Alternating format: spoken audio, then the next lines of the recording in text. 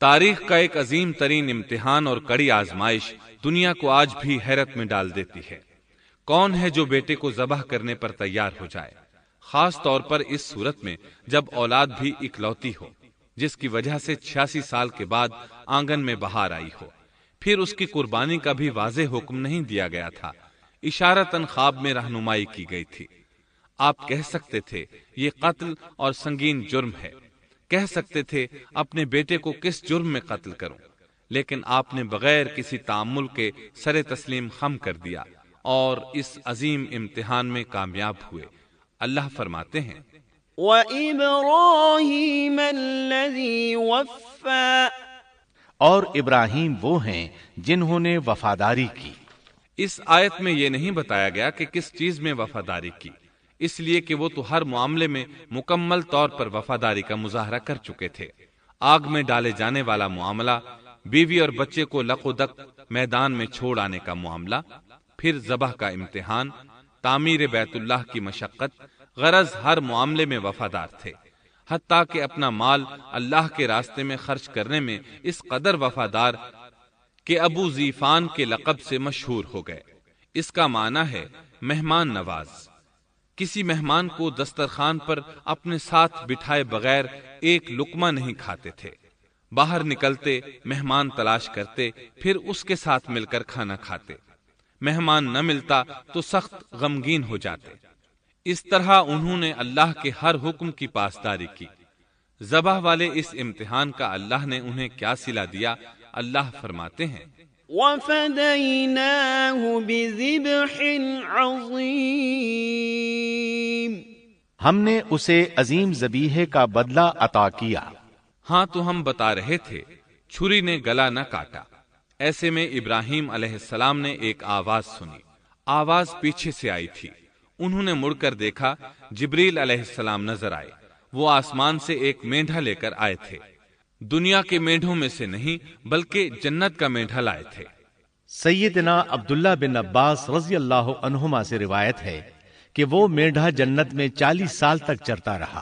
سفید رنگ، کشادہ آنکھوں، خوبصورت سینگوں والا حسین و جمیل مینڈھا تھا۔ بہرحال یہ ابراہیم علیہ السلام کی وفاداری کا بدلہ تھا جو اسماعیل علیہ السلام کے فدیے میں دیا گیا، اور پوری امت مسلمہ کے لیے حکم ہو گیا کہ اللہ کی رضا کے لیے قربانی اور ہدی پیش کرتے رہیں۔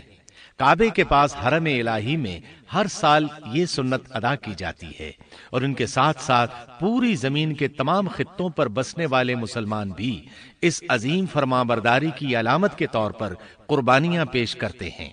مینڈھے کے ذکر کا مطلب یہ ہے کہ ہم سنت ابراہیمی پر گامزن ہو جائیں۔ یہ مینڈھا ہمیں اللہ کے لیے قربانی کا سبق دیتا ہے۔ ہمیں چاہیے سنت ابراہیمی کی اقتداء کرتے ہوئے ہم اپنی جانوں، اپنی اولاد اور اپنے مالوں کو اللہ کی راہ میں قربان کرنے کے لیے تیار ہو جائیں۔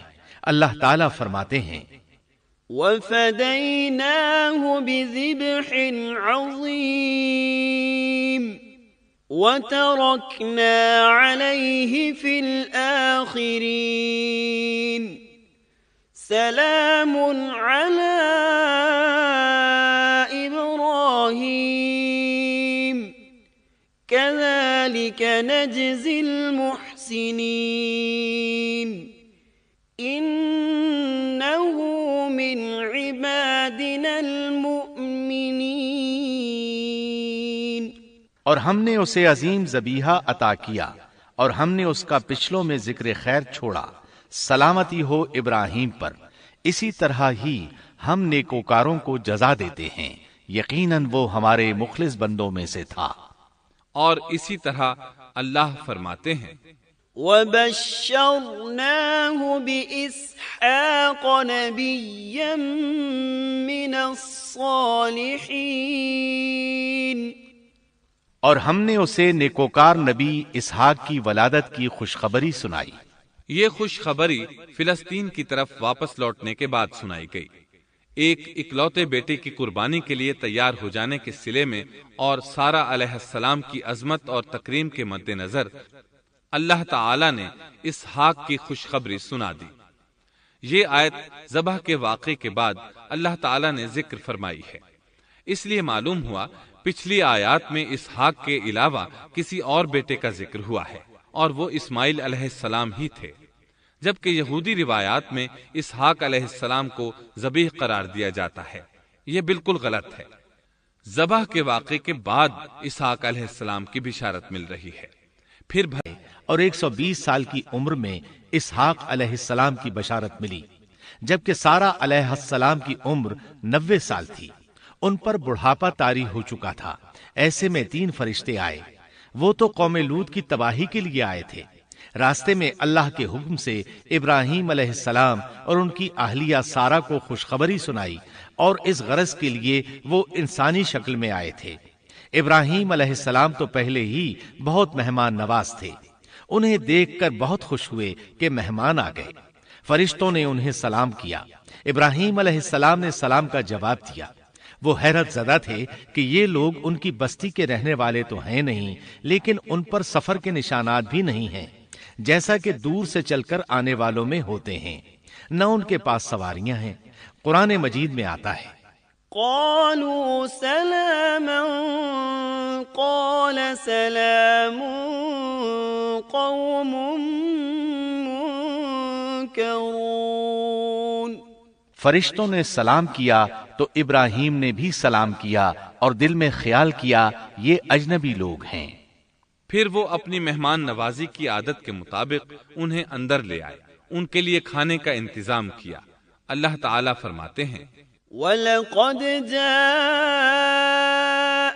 رُسُلُنَا إِبْرَاهِيمَ بِالْبُشْرَى قَالُوا سَلَامًا قَالَ سَلَامٌ فَمَا لَبِثَ أَن جَاءَ بِعِجْلٍ حَنِيذٍ۔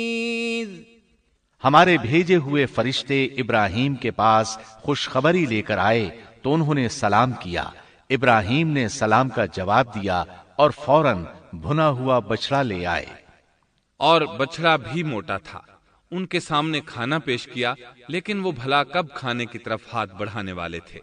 یہ دیکھ کر ابراہیم علیہ السلام نے خوف محسوس کیا کہ کہیں یہ دشمن نہ ہو۔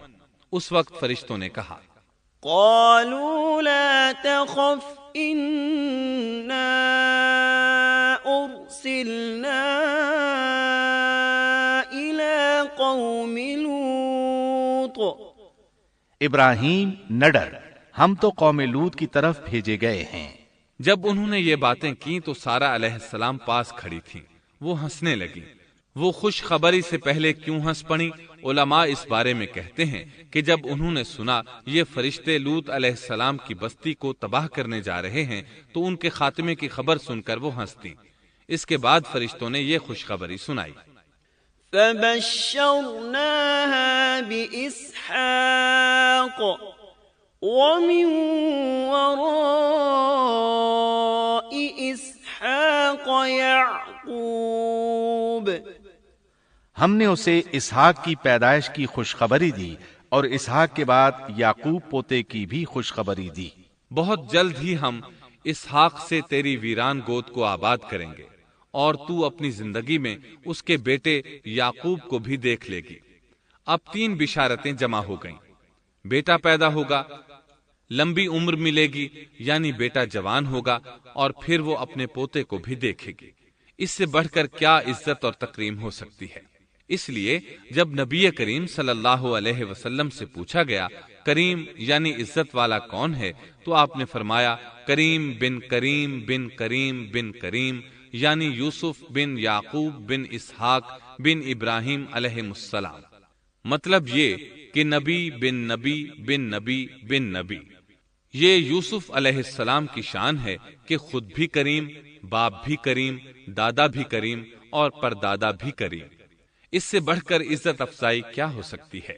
بہرحال فرشتوں نے انہیں خوشخبری دی۔ وَبَشَّرُوهُ بِغُلَامٍ عَلِيمٍ۔ پھر انہوں نے ابراہیم کو ایک صاحب علم لڑکے کی بشارت دی۔ خوشخبری سن کر سیدہ سارہ حیران ہوئی، مارے حیرت کے منہ سے ہلکی سی چیخ نکل گئی۔ انہوں نے اپنے رخسار پر ہاتھ مارا جیسا کہ عورتوں کی عادت ہوتی ہے۔ کہنے لگیں ہائے افسوس، کیا میں بچہ جنوں گی حالانکہ میں بانجھ ہوں اور میرے خاوند بوڑھے ہیں؟ یہ تو حیرت کی بات ہے۔ ایک دوسری جگہ اللہ تعالیٰ نے یہ الفاظ فرمائے، کہنے لگی میں بوڑھی اور بانجھ ہوں، بھلا میں بچے کو کیسے جنم دوں گی؟ اس پر فرشتوں نے کہا تو اللہ کے حکم پر تعجب کرتی ہے، اے اہل بیت، یہ تو اللہ کی تم پر رحمت اور برکت ہے، وہ بہت بزرگ اور قابل تعریف ہے۔ دوسری آیت میں ہے انہوں نے کہا اسی طرح تیرے رب نے فیصلہ کیا ہے اور ہمیں کہا۔ اسحاق علیہ السلام کی ولادت کی خوشخبری۔ ابراہیم علیہ السلام مکے میں سیدنا اسماعیل علیہ السلام سے ملنے کے لیے آتے رہتے تھے۔ ایک روز آئے تو ان سے کہا اے میرے بیٹے، اللہ تعالیٰ نے مجھے حکم دیا ہے کہ اس مقام پر اللہ کا گھر تعمیر کرنا۔ اسماعیل علیہ السلام نے فوراً کہا میں حاضر ہوں۔ اس طرح انہوں نے کھدائی شروع کی۔ ایسے میں انہیں شیس علیہ السلام کی تعمیر کے آثار نظر آئے، انہوں نے اس پر تعمیر شروع کر دی۔ ایک روایت میں یہ بھی ہے کہ انہوں نے فرشتوں والی بنیادوں کے آثار بھی دیکھے۔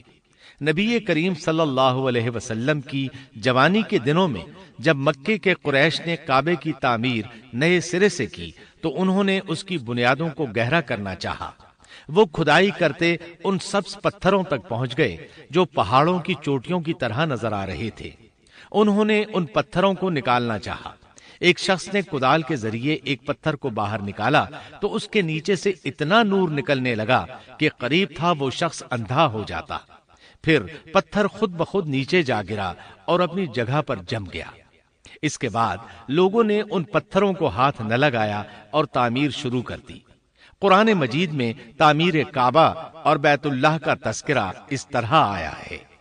وَإِذْ بَوَّأْنَا لِإِبْرَاهِيمَ مَكَانَ الْبَيْتِ أَلَّا تُشْرِكْ بِي شَيْئًا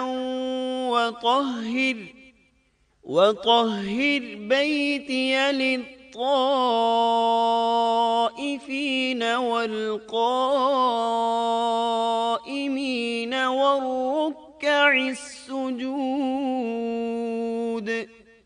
اور جب ہم نے بیت اللہ کے مکان میں ابراہیم کو جگہ دی اور فرمایا کہ میرے ساتھ شرک نہ کرنا اور میرے گھر کو طواف، قیام اور رکوع و سجود کرنے والوں کے لیے پاک رکھنا، اور فرمایا ان اول بیت وضع للناس للذی ببکۃ مبارکا وہدی للعالمین فیہ آیات بینات مقام ابراہیم ومن دخلہ کان آمنا۔ بے شک لوگوں کے لیے جو پہلا گھر تعمیر کیا گیا ہے وہ مکہ میں ہے، وہ جہان والوں کے لیے برکت اور ہدایت کا ذریعہ ہے۔ اس میں واضح نشانیاں ہیں، مثلا مقام ابراہیم، تو جو کوئی حرم میں داخل ہوگا وہ امن میں آ جائے گا۔ اور فرمایا اور یاد کرو اس وقت کو جب ابراہیم کو اس کے پروردگار نے کئی باتوں کے ذریعے آزمایا، وہ ان میں پورے اترے تو اللہ نے فرمایا میں آپ کو تمام لوگوں کا امام بنا رہا ہوں۔ ابراہیم نے کہا اے میرے رب، میری اولاد میں سے بھی امام بنائیے۔ جواب میں اللہ نے فرمایا میرا امامت کا وعدہ ظالم لوگوں کے لیے نہیں ہے۔ اور اس وقت کو یاد کرو جب ہم نے بیت اللہ کو ثواب اور امن کی جگہ بنا دیا اور لوگوں نے مقام ابراہیم کو جائے نماز بنا لیا۔ ہم نے ابراہیم کو حکم دیا کہ میرے گھر کو طواف، اعتکاف، رکوع اور سجود کے لیے پاک رکھو، اور وہ وقت بھی یاد رکھو جب ابراہیم نے دعا کی اے پروردگار اس شہر کو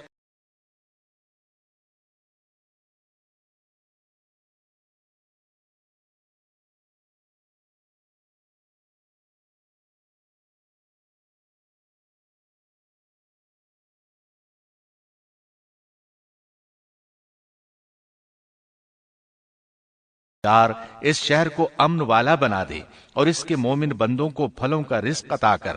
اللہ تعالیٰ نے فرمایا میں کافروں کو بھی تھوڑا فائدہ دوں گا، پھر انہیں آگ کے عذاب کی طرف بے بس کر دوں گا، یہ پہنچنے کی جگہ بری ہے۔ اور وہ وقت یاد کرو جب ابراہیم اور اسماعیل بیت اللہ کی بنیادوں کو بلند کر رہے تھے اور دعا مانگ رہے تھے، اے ہمارے رب، ہماری محنت کو قبول فرما، تو دعا کو سننے والا جاننے والا ہے، اور ہمیں اپنا فرما بردار بنا، ہماری اولاد میں سے بھی ایک فرما بردار گروہ بنا، اور ہمیں عبادت کا طریقہ سکھا، اور ہم پر رجوع فرما، کیونکہ تو ہی توبہ قبول کرنے اور رحم فرمانے والا ہے۔ اے ہمارے رب، ان لوگوں میں انہی میں سے ایک رسول بھیج جو ان پر تیری آیات کی تلاوت کرے اور انہیں کتاب و حکمت سکھائے، انہیں پاک کرے، یقیناً تو غالب حکمت والا ہے۔ تعمیر کے دوران جب ابراہیم علیہ السلام اس مقام تک پہنچے جہاں آج حجر اسود ہے تو اللہ تعالیٰ نے جنت سے ایک سفید پتھر بھیجا۔ حدیث میں ہے یہ پتھر نہایت سفید تھا، اب سیاہ ہو گیا ہے۔ انسانوں کی غلطیاں اس کے سیاہ ہونے کا سبب بنی۔ جب دیواریں انسانی قد کے برابر ہو گئیں تو اسماعیل علیہ السلام ایک پتھر لے آئے۔ اب ابراہیم علیہ السلام اس پتھر پر کھڑے ہوئے، وہ ننگے پاؤں تھے۔ اسی وقت پتھر پگھل گیا، ان کے پاؤں اس کے اندر کسی قدر دھنس گئے، پتھر پر ان کے پیروں کے نشانات آ گئے۔ اسی پتھر کو آج مقام ابراہیم کہا جاتا ہے۔ پہلے یہ پتھر بیت اللہ کی دیواروں کے ساتھ رکھا گیا تھا۔ جب لوگ طواف کے لیے آتے تو سیدنا ابراہیم کے پیروں کے نشانات دیکھنے کے لیے یہاں ہجوم ہو جاتا۔ اس طرح طواف کرنے والوں کو دقت کا سامنا ہوتا۔ سیدنا عمر رضی اللہ عنہ نے صحابہ کرام کے مشورے سے اس پتھر کو اس جگہ سے قدرے ہٹا کر نماز کی صفوں کے قریب کر دیا تاکہ طواف کرنے والوں کو دقت نہ ہو۔ یہ مقام بہت مقدس ہے۔ اللہ نے فرمایا ہے وَاتَّخِذُوا مِن مَّقَامِ إِبْرَاهِيمَ مُصَلًّى، تم مقام ابراہیم کو جائے نماز مقرر کر لو۔ مقام ابراہیم کے قریب اس کے پیچھے ہو کر نماز پڑھنے کا موقع مل جائے تو لازماً وہاں 2 رکعت ادا کیا کرو۔ موقع نہ ملے تو پھر پوری مسجد حرام میں طواف سے فراغت والی 2 رکعت پڑھ لیا کرو۔ اس طرح کعبہ تعمیر ہوا، تب نیا حکم آیا۔ وَلِلَّهِ عَلَى النَّاسِ حِجُّ الْبَيْتِ مَنِ اسْتَطَاعَ إِلَيْهِ سَبِيلًا وَمَن كَفَرَ فَإِنَّ اللَّهَ غَنِيٌّ عَنِ الْعَالَمِينَ۔ لوگوں میں جو استطاعت رکھے اس پر اللہ کے لیے حج بیت اللہ فرض ہے، اور جو شخص جان بوجھ کر اعراض کرے تو اللہ جہانوں سے بے نیاز ہے اور اسے اس کی کوئی پرواہ نہیں۔ ادھر ابراہیم علیہ السلام کو اللہ تعالیٰ کی طرف سے اشارہ ہوا، وَأَذِّن فِي النَّاسِ بِالْحَجِّ، لوگوں میں حج کا اعلان کر دیں۔ ابراہیم علیہ السلام کہنے لگے، اللہ میری آواز بھلا کس کس تک پہنچے گی؟ جواب آیا، آپ کے ذمے آواز لگانا ہے، پہنچانا ہمارا کام ہے۔ چنانچہ آپ عرفات کے ایک پہاڑ پر چڑھے اور آواز لگائی، لوگو بیت الحرام کا حج کرو۔ اللہ تعالیٰ نے معجزانہ طور پر یہ آواز تمام انسانوں تک پہنچا دی، خواہ وہ پیدا ہوئے تھے یا نہیں۔ دوسرا معجزہ یہ ہوا کہ اللہ نے بیت اللہ اور اس کے حج کی محبت لوگوں کے دلوں میں ڈال دی۔ اللہ نے فرمایا، وَأَذِّن فِي النَّاسِ بِالْحَجِّ يَأْتُوكَ رِجَالًا وَعَلَى كُلِّ ضَامِرٍ يَأْتِينَ مِن كُلِّ فَجٍّ عَمِيقٍ۔ اور آپ لوگوں میں حج کا اعلان کر دیں، وہ آپ کی طرف پیدل بھی آئیں گے اور دبلے پتلے اونٹوں پر بھی دور دور سے آئیں گے۔ اس طرح لوگ پیدل اور سوار ہو کر کثرت سے حج کے لیے آنے لگے اور یہ ویران علاقہ آباد ہونے لگا۔ یہ تھے حالات اور واقعات ابراہیم علیہ السلام کے۔ آپ نے 175 سال کی عمر میں وفات پائی۔ آپ سے پہلے سیدہ ہاجرہ علیہ السلام نے وفات پائی اور ان کی وفات سے کچھ ہی عرصہ بعد سیدہ سارہ علیہ السلام 127 سال کی عمر میں فوت ہو گئیں۔ ان دونوں کی وفات کے بعد آپ غمگین رہنے لگے۔ آخر اتنی مدت تک ساتھ رہا تھا۔ آپ خلیل الرحمن تھے، آپ پر صحیفے بھی نازل ہوئے، آپ اللہ کے بے حد شکر گزار تھے۔ محترم سامعین، ابھی آپ دارالسلام اسٹوڈیو لاہور پاکستان سے قصص الانبیاء کا 7واں حصہ امن والا گھر سن رہے تھے۔ قصص الانبیاء کے 8ویں حصے بدترین لوگ میں آپ یہ سنیں گے: سیدنا لوط علیہ السلام کا نام و نسب اور قرآن مجید میں آپ کا تذکرہ، بستی سدوم کہاں واقع ہے اور اہل سدوم کس بھیانک جرم کے مرتکب تھے۔